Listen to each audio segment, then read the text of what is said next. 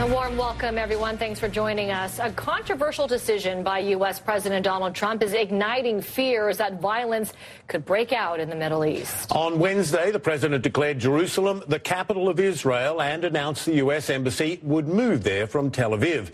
As Jim Acosta reports for us, it is a move generating sharp criticism and could have lasting repercussions.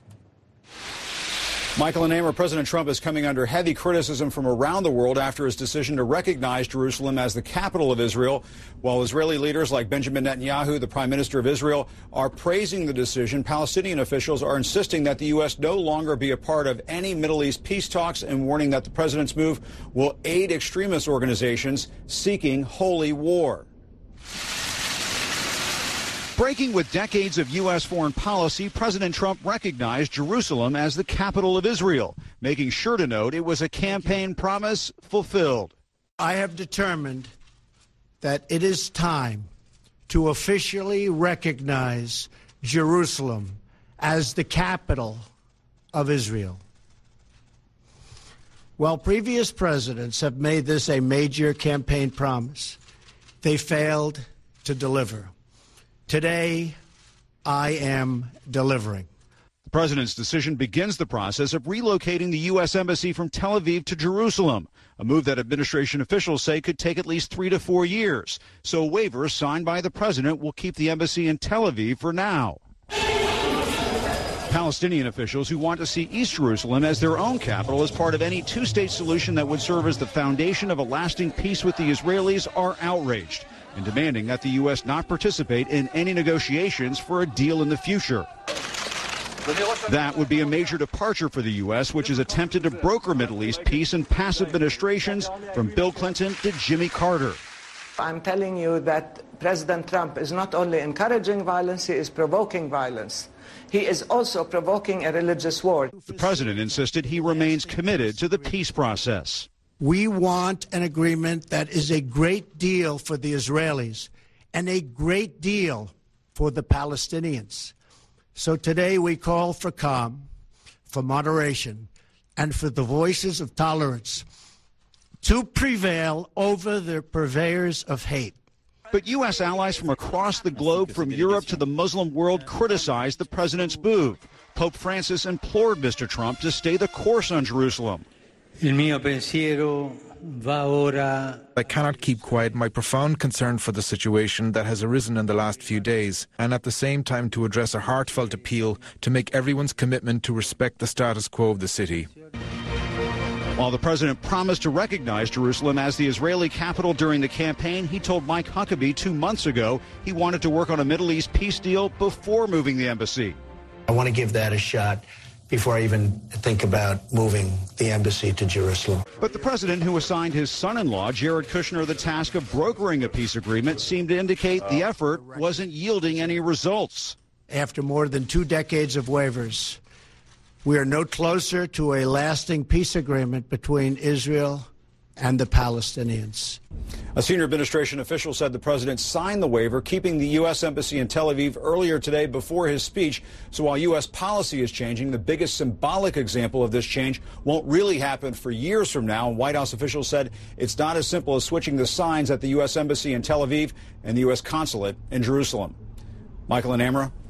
Our thanks to Jim Acosta for that. Now, as Jim just mentioned, the decision, not surprisingly, is drawing high praise from Israel. Yeah, but internationally, it's alone in its reaction. Here's what the Prime Minister of Israel, Benjamin Netanyahu, had to say earlier.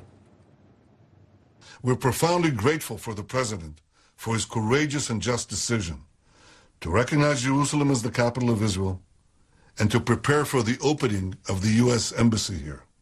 This decision reflects the president's commitment to an ancient but enduring truth, to fulfilling his promises, and to advancing peace. For more now on the response to President Trump's decision and the lasting impact it could have, we are joined now by our senior international diplomatic correspondent, Nick Robertson, in Jerusalem. So as we just heard there, it's no surprise that Israel is welcoming this decision with high praise. But do they truly believe that this will bring them closer to a peace deal?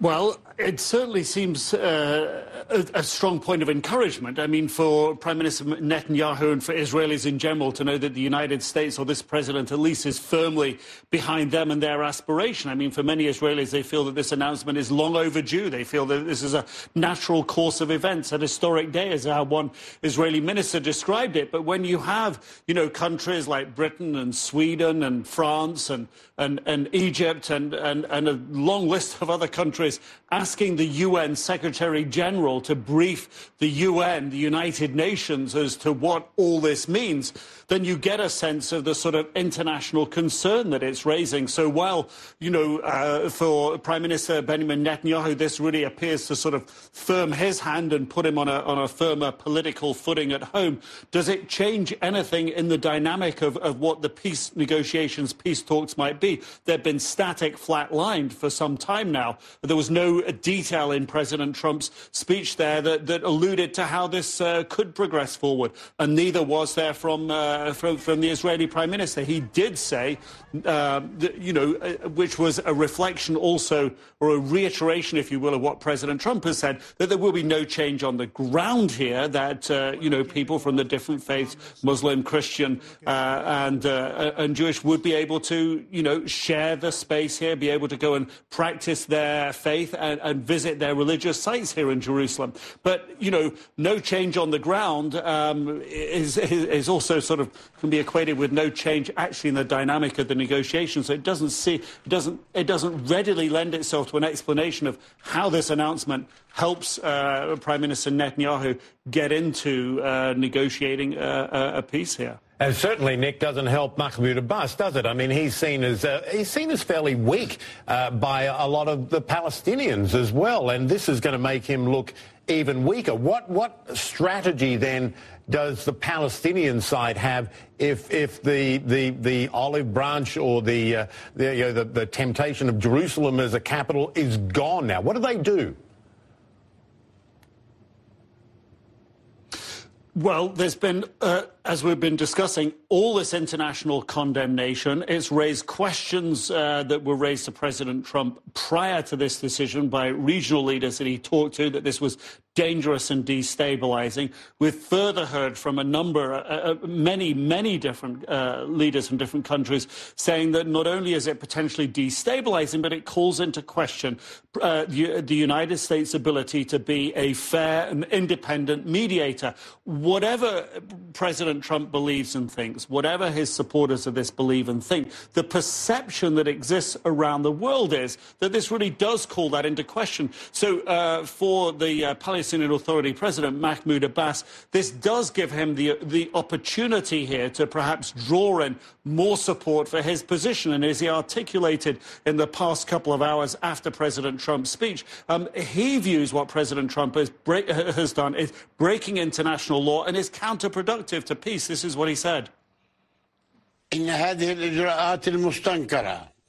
denounced and rejected measures create deliberate constraints to all the efforts toward realizing peace and reflect the United States' withdrawal from practicing its role as a peace mediator. In addition, these measures are considered a reward to Israel for denying the accords and challenging the international law, and it encourages the occupation policy, settlements, apartheid, and ethnic cleansing.